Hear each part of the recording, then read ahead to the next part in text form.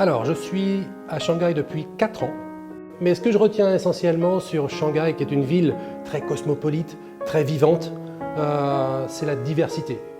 Quelle qu'elle soit au niveau de sa cuisine chinoise, parce qu'elle est donc variée et diverse. Il y a toutes les spécialités des différentes régions de Chine que l'on peut découvrir.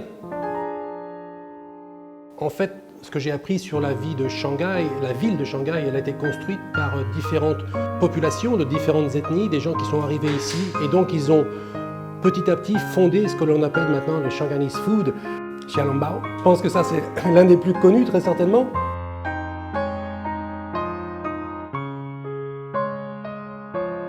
Les plats qui m'ont marqué, encore une fois, sur Shanghai, vraiment un plat très simple, pas cher.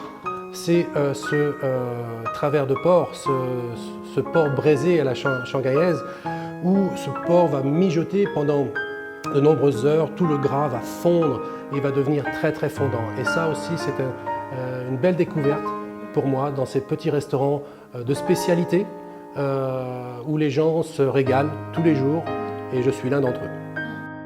Absolument, absolument. Je suis toujours à la recherche de nouveaux plats, de création. Alors pour ce que je pense de mes deux plats, en fait, en premier temps, j'ai pris du plaisir à le faire. C'était un moment découverte, c'était un moment passion.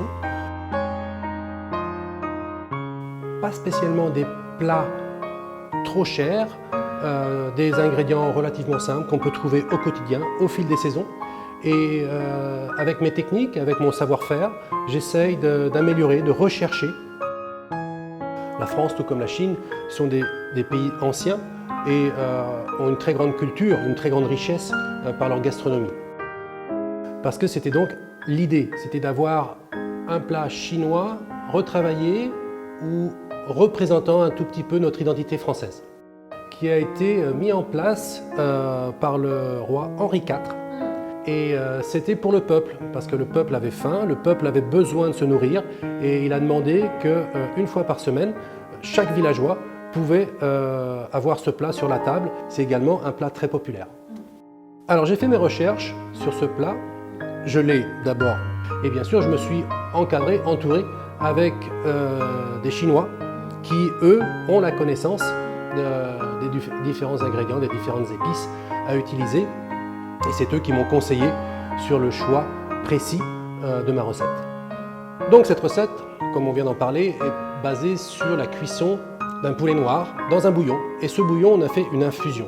Cette infusion a été composée d'une multitude d'épices et de légumes, bien entendu.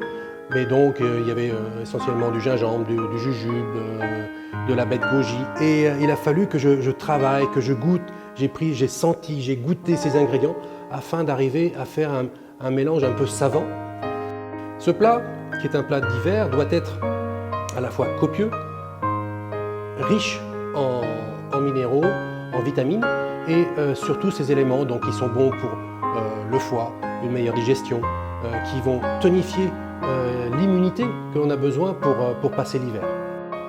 Alors ce que j'ai fait également, avec toutes mes épices, toute cette médecine, j'ai simplement utilisé une gaze, un cheesecloth, et j'ai tout réuni. En fait, c'est comme si j'avais fait infuser du thé, tout simplement, dans ce bouillon, et j'ai laissé cuire. Et on a laissé cuire pendant longtemps, longtemps, pour que ces épices dégagent leur arôme et toutes leurs vertus.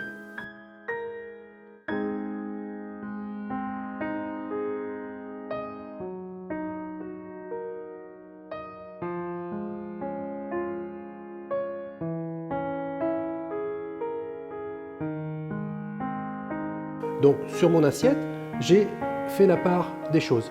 J'ai servi mes légumes avec ma viande posée dessus. Je n'ai pas servi la volaille entière, je l'ai volontairement désossée, servi un beau filet de ma volaille et le bouillon sur le côté.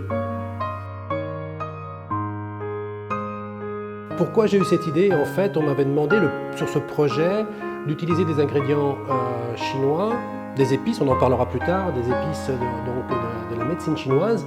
Et j'ai eu l'idée de faire consommer cette soupe de volaille parce qu'elle est aussi liée à l'histoire de France.